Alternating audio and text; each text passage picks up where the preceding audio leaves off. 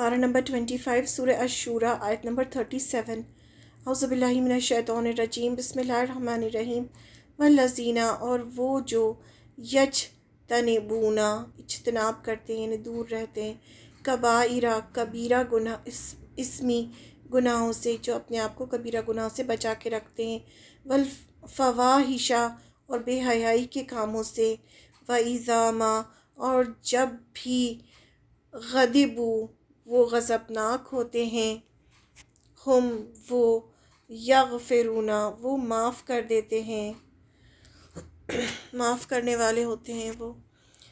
اور جو کبیرہ گناہ اور بے حیائی کے کاموں سے پرہیز کرتے ہیں، اور جب بھی وہ غضبناک ہوتے ہیں تو معاف کر دیتے ہیں، یعنی کوئی اگر ان کے ساتھ برا کرتا ہے تو اس سے معاف کر دیتے ہیں۔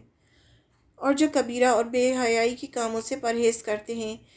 جو اللہ پر ایمان لاتے ہیں، وہ خود کو کبیرہ گناہوں اور بے حیائی کے کاموں سے ہر وقت بچا کر رکھتے ہیں۔ تو پہلے ہمیں پتہ تو ہونا چاہیے کہ کبیرہ گناہ ہیں کیا، ہمیں پتہ ہونا چاہیے کہ کبیرہ گناہ کون کون سے ہیں، جبھی تو انسان ان سے بچ سکتا ہے۔ اور یہ ایسے لوگ ہوتے ہیں ایمان والے، اپنے آپ کو کبیرہ گناہ سے بھی بچاتے ہیں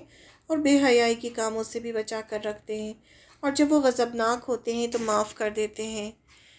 یعنی جب ان کے ساتھ کوئی برا کرتا ہے تو اس کو جب انسان کے ساتھ کوئی برا کرتا ہے تو انسان کو غصہ آتا ہے، لیکن وہ اس کو معاف کر دیتے ہیں۔ آپ صلی اللہ علیہ وسلم نے اپنی ذات کے لیے کبھی کسی سے بدلہ نہیں لیا، لیکن اللہ کی حرمتوں کا توڑا جانا آپ کے لیے ناقابل برداشت تھا۔ اسی طرح اہل ایمان بھی کبھی اپنے لیے بدلہ نہیں لیتے، اگر انہیں کوئی تکلیف پہنچاتا ہے تو درگزر کرتے ہیں، نظر انداز کر دیتے ہیں، معاف کر دیتے ہیں، اپنی ذات کے لیے نہ کسی سے بدلہ لیتے ہیں اور نہ انتقام۔ جو مومن ہوتا ہے، ایمان والا، اس کو غصہ بھی اگر آتا ہے تو اللہ کی خاطر آتا ہے، محبت بھی ہوتی ہے تو اللہ کی خاطر، اسے اپنے ذات کے لیے نہ کسی سے محبت ہوتی ہے نہ اس کو غصہ آتا ہے، یعنی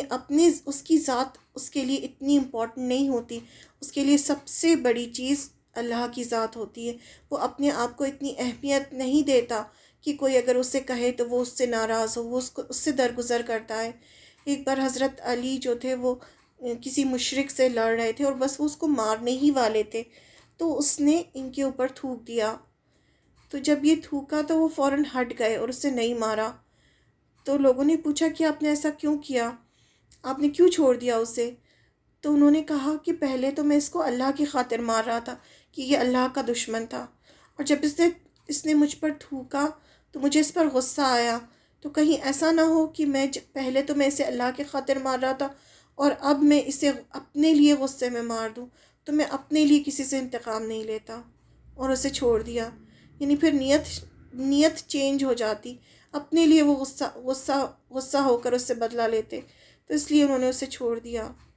تو مومن جو ہوتا ہے وہ اپنے لیے، اس کی خود کی ذات اتنی امپورٹنٹ نہیں ہوتی، اس کے لیے سب سے بڑی چیز اللہ کی ذات ہوتی ہے، تو وہ اس کے ساتھ اگر کوئی کچھ کرتا ہے تو وہ اس سے درگزر کرتا ہے، اسے معاف کر دیتا ہے، لیکن ہاں اللہ کی خاطر اسے غصہ بھی آتا ہے، اسے محبت بھی ہوتی ہے،